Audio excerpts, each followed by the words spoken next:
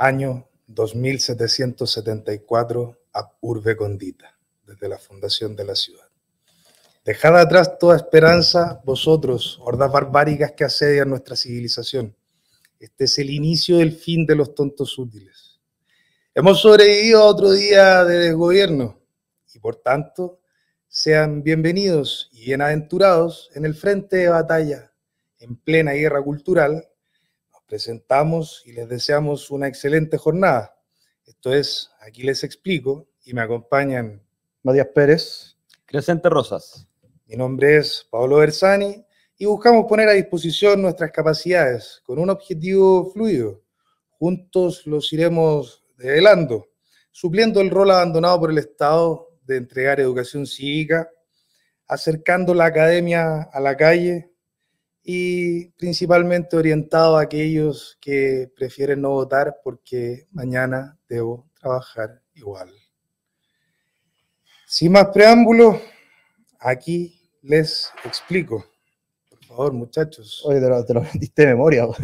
Al fin salió. Qué buena. Bueno, el día de hoy queríamos discutir una temática que está súper atingente y que de repente quizás es un término que no se ha explicado bien, que es la diferencia entre violencia y la fuerza. ¿Cuáles son las diferentes formas de ver el uso de estas cosas? Y Vamos a abordar Sí, este par de conceptos. Bueno, y a propósito de lo que sí, hay varias maneras de hacerlo. De hecho, yo creo que la primera y la más conveniente es desde la etimología. Siempre hay que ir a la composición de las palabras para entender qué significaron prácticamente en el momento en que se inventaron o que se usaron por primera vez. Claro. En este sentido, la etimología de la palabra violencia viene del latín y se compone de dos partes. En un primer punto se compone de la palabra vis, o vis, que es la pronunciación clásica del latín, y esta significa fuerza. Y en un segundo sentido, la segunda parte viene de ferus, y ferus es el modo participio pasado del verbo latus del latín, y eso significa llevar. Entonces, la palabra violencia significa la fuerza llevada hacia algo o hacia alguien. Y la etimología de la palabra fuerza viene del latín fortis, pero esa es una fuerza entendida de otra manera. Es una fuerza entendida en un sentido de valerosidad, de valentía. Era algo más bien masculino, honorable, por así decirlo. Podemos decir que ya desde su origen la fuerza era virtuosa y la violencia Efectivamente. viciosa. Efectivamente. Sí, muy bien percibido eso. o sea, es como cuando uno ve en esta época de la Roma arcaica, cuando los romanos, bueno, ahora estoy leyendo a Tito Livio, y los romanos tenían dos formas de hacer la guerra, porque una era el saqueo, o los enemigos de los romanos iban y saqueaban los campos de Roma y se llevaban a los niños y se llevaban el ganado y le robaban. Eran los bárbaros. Es un acto violento, y cuando hay fuerzas, cuando los dos ejércitos se enfrentaban y peleaban en igualdad de condiciones, en un campo abierto y con todos sus ritos. Guerra de caballeros bajo ciertas normas, o al menos un mínimo de códigos comunes. Claro, hay un tema ritual ahí en el uso de la fuerza. Es como toda la ciudad encarnada en los soldados que van a pelear. Era una fuerza ordenada. Efectivamente. Y esto es súper arcaico también. Uno ve como en estos periodos más arcaicos que es donde uno puede distinguir harto esa diferencia más clara que quizás de repente en la actualidad, cuando todos los conceptos son cambiados o deformados. Bueno, en ese sentido yo creo que aquí el punto importante es que la diferencia más notoria entre estas dos etimologías es que la violencia es algo que se lleva, es la fuerza llevada desde fuera hacia algo, hacia alguien, y pareciera que fortis, la fuerza, describe más como una cualidad, más bien interna, ¿no es cierto? Esa yo creo que sería una buena diferencia. Y para nuestra fortuna... Tiene legitimidad también. Sí. O sea, porque es parte de... Ya vamos a llegar a eso. Sí. Para nuestra fortuna hay alguien que hizo un diagrama muy bueno de lo que era la violencia, que es Tomás de Aquino, y él propone entenderla en tres sentidos. Por ejemplo, en el primer sentido, lo que hace es seguir un poco la línea aristotélica, en la descripción que hace de los movimientos violentos respecto de los movimientos naturales. Entonces, la distinción que hacía era la siguiente. Por ejemplo, un movimiento natural es el movimiento que le pertenece a una cosa por su propia naturaleza. Por ejemplo, la piedra naturalmente va hacia abajo. En cambio, un movimiento violento sería yo tomando la piedra y arrojándola hacia arriba. Ese movimiento es violento, porque viene desde fuera. O sea, va contra la naturaleza de la cosa. Exactamente, porque viene desde un principio extrínseco. ¿Y cómo se debe entender la palabra extrínseco? Como algo que contraría a la naturaleza. Viene desde fuera, es algo forzoso, es algo violento. Perdón, es algo violento. Ah, claro, ahí como que lo tiro de nuevo a las batallas arcaicas, en que bueno, cuando están saqueando, están ejerciendo el poder sobre los campesinos desamparados que están ahí, que les queman la choza y le llevan el ganado y violan a sus mujeres. Y la fuerza es cuando está el ejército formado y hay un tema legítimo y está ahí la fuerza establecida como principio propio. Y hay organización, hay orden. Ese podría ser un componente muy constitutivo de la fuerza, que haya un cierto orden, que apunta hacia un fin, que hay una organización. Y el consenso también. Exacto. ¿No? La violencia parece caótica, desordenada. ¿Entendí? Pero la violencia sí puede ser organizada también. Yo creo que en eso se puede seguir profundizando y por eso mismo el primer sentido de entender la violencia no es suficiente porque se da en la dimensión de lo físico, de las cosas, no de las cosas vivas, por así decirlo. En cambio, el segundo sentido que propone Tomás de Aquino para la violencia es que lo violento es aquello que se opone a la naturaleza de una cosa, pero entendiendo naturaleza como toda tendencia o inclinación a obrar de cierto modo y con vistas a un determinado fin. Pero, ¿cuál es ese modo de obrar? El modo de la esencia. Por ejemplo, nosotros que somos racionales, obramos por naturaleza racionalmente. Un animal que es sensible y no es racional, obra por naturaleza sensiblemente.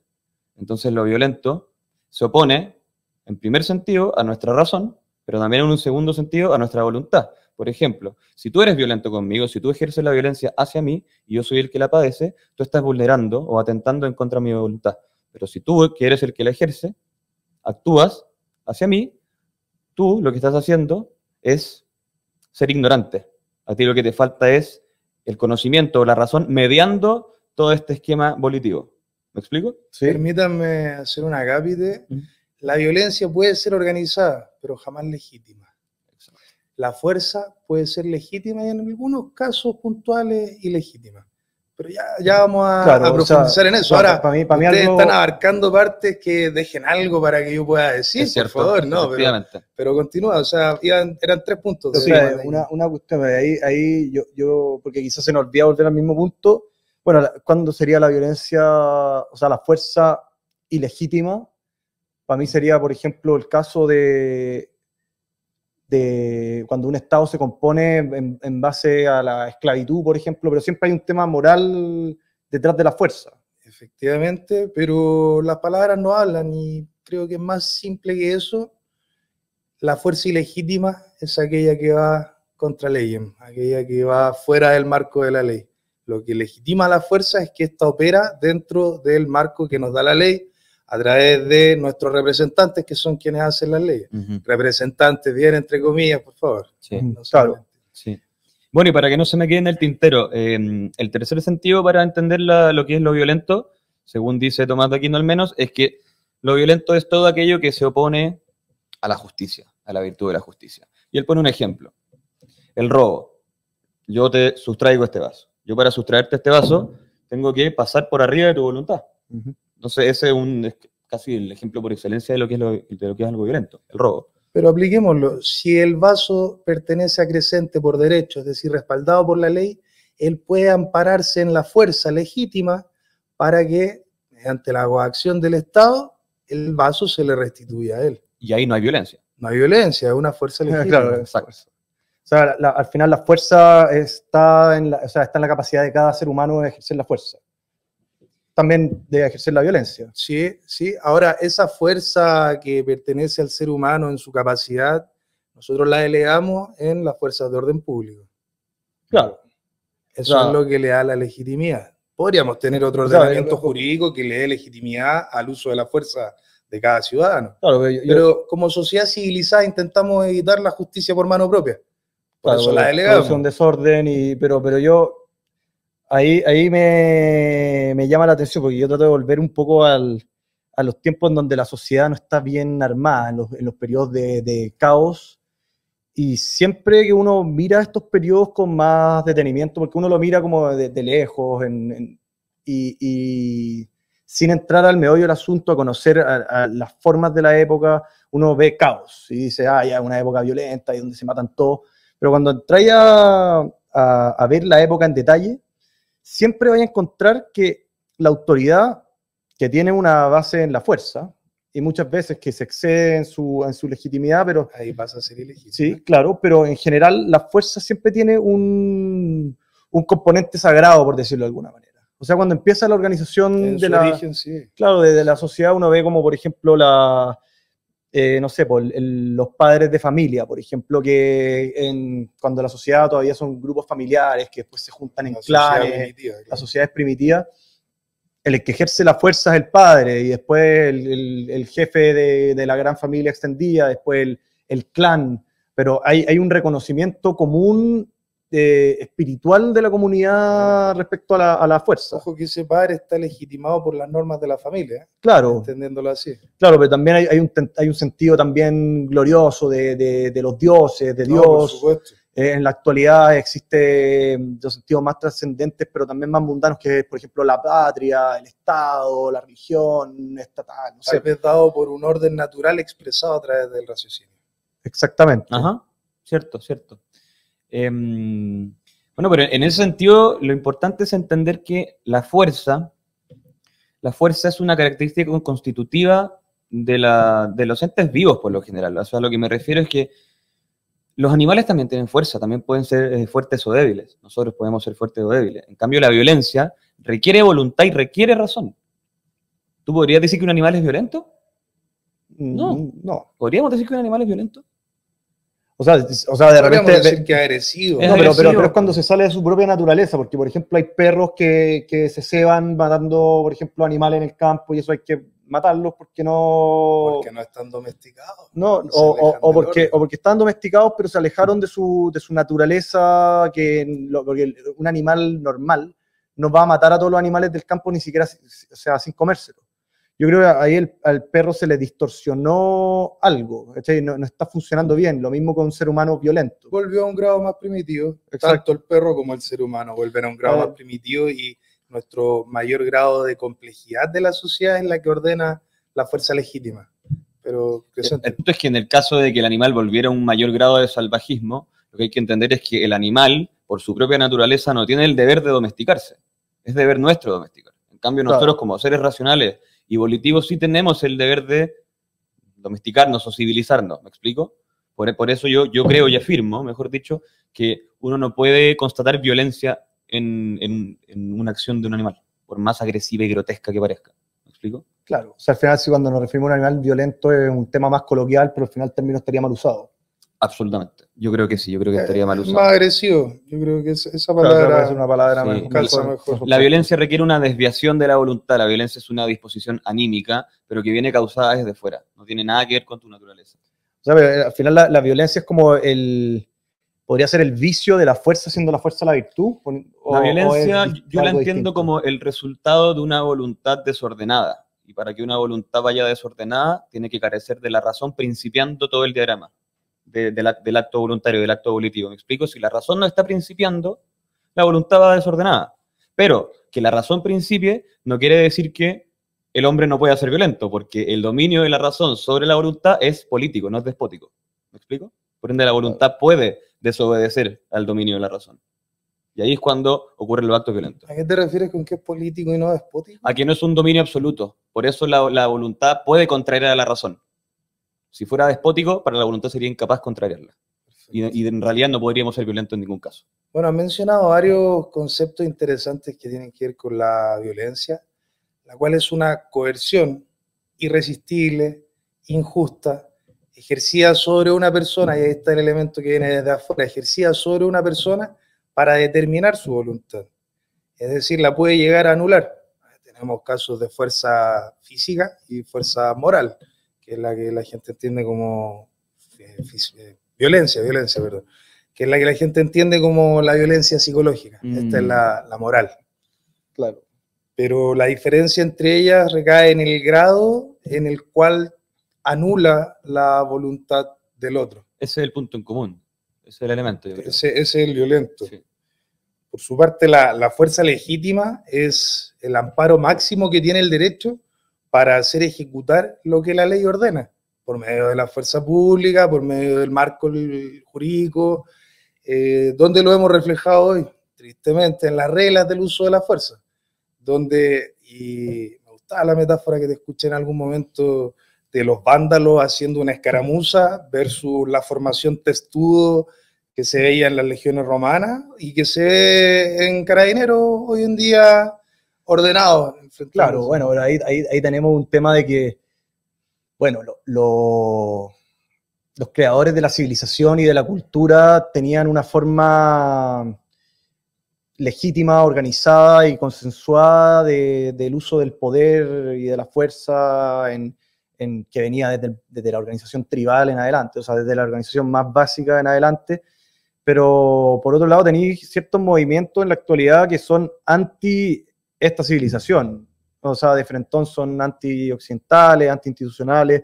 Yo creo que ahí se ve un poco eso cuando uno ve en los movimientos, en las marchas, que hay un movimiento incivilizado versus la civilización. Por eso veis como ese contraste entre el orden, los carabineros formados casi como los antiguos romanos, con un testudo, con una formación peleando contra los romanos, como cuando se enfrentaban contra pueblos bárbaros que peleaban en base a la escaramuza y a la guerra de guerrillas, por ejemplo. Claro. Se puede hacer ese paralelo, claro, ese paralelo. Pero también va un poco más, me gustaría llevarle un poco más al espíritu que mueve un poco al legítimo uso de la fuerza, porque tú habláis sí del consenso, de la ley, de que existe esto, pero digo, ¿de dónde proviene? Y yo veo, por ejemplo, que siempre, volviendo a los periodos arcaicos, el ser humano siempre ha buscado legitimar el poder. Efectivamente. La fuerza legítima existe para restablecer y también para resguardar el imperio del derecho, el imperio de la ley, que seamos seres civilizados y que no nos andemos haciendo justicia por mano propia. Existe para doblegar, para reducir, no para anular la voluntad de aquel que voluntariamente no está dispuesto a someterse al orden civilizado, claro, al orden de la ley. Claro. Esa es la clave que creo que trasciende detrás. Claro, pero es una defensa con fuerza, porque para mí la gran diferencia es que aquellos gobiernos que defienden las leyes con violencia son los gobiernos totalitarios, a los que no les importa el bien común. Están defendiendo intereses muy personales. Pero ahí hay algo, porque por ejemplo uno ve a la Unión Soviética o a Corea del Norte. Ellos tienen un ethos, una mentalidad que legitima de forma distorsionada, creo yo, el uso de la fuerza. Por ejemplo, porque nosotros hablamos de que existe un ethos, en el mundo medieval existía un vínculo entre el señor y el vasallo, que era un vínculo sagrado, ¿cachai?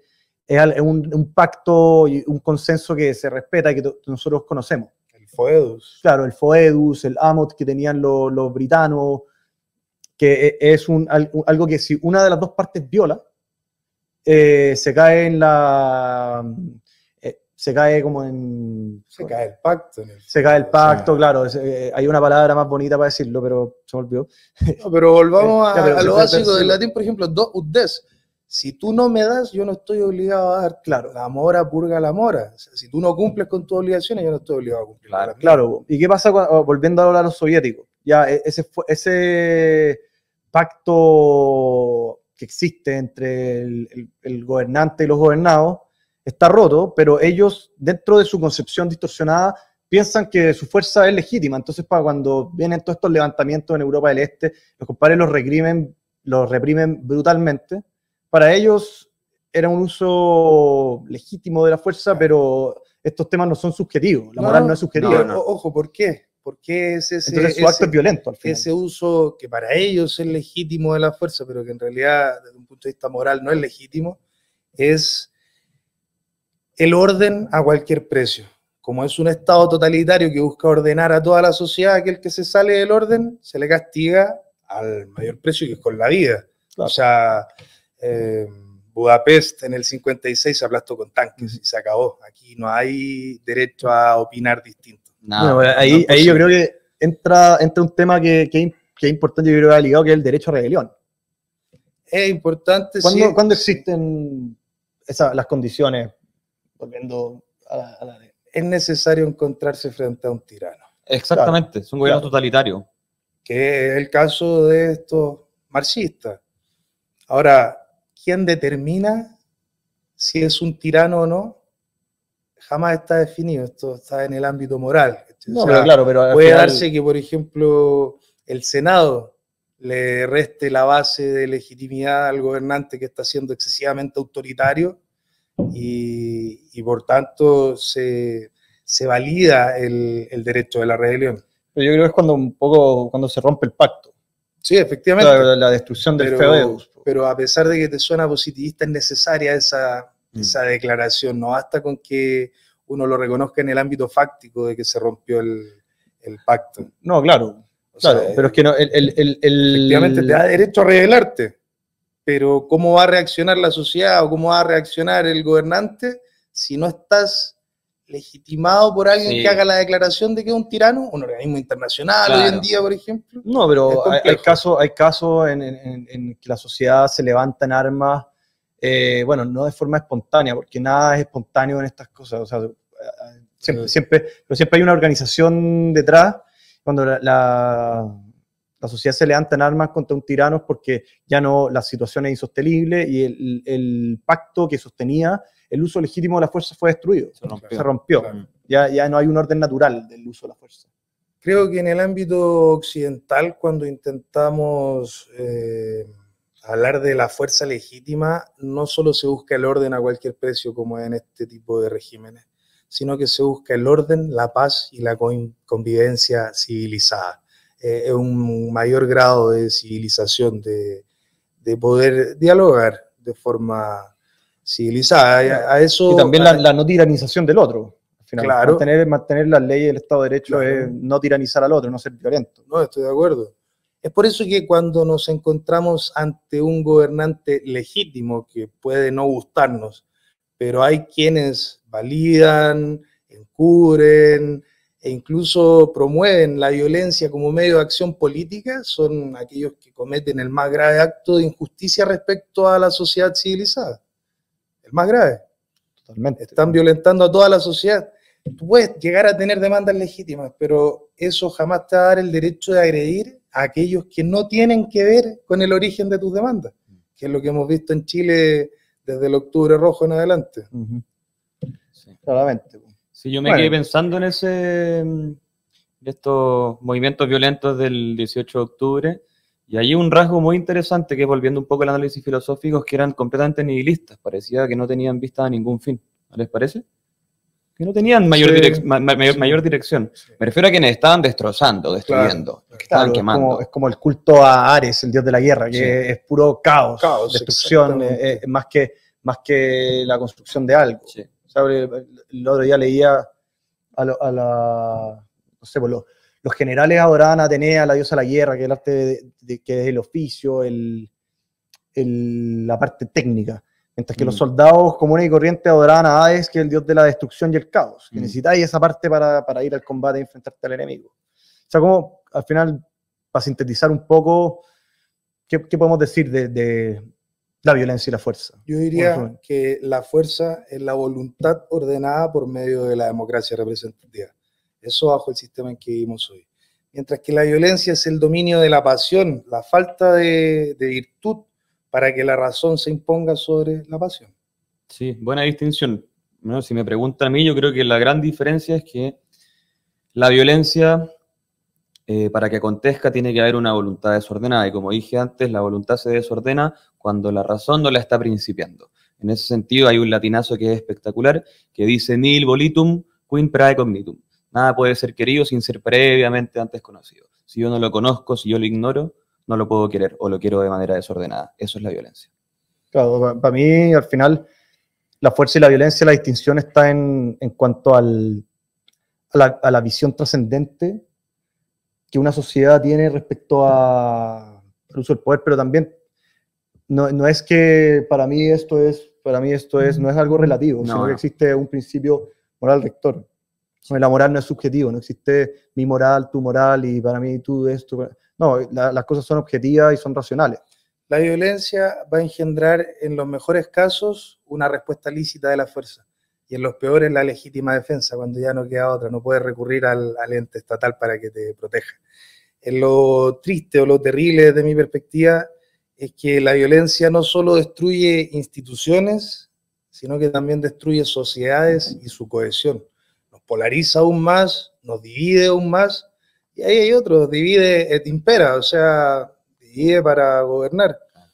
Estamos a prácticamente 100 años de la marcha sobre Roma de Mussolini, y yo me pregunto, ¿quiénes serán los verdaderos fascistas hoy en día? ¿Quiénes usan la violencia como medio de acción política? Interesante pregunta. Harina de otro costal que estamos obligados a tratar en un futuro próximo, definitivamente. Así es.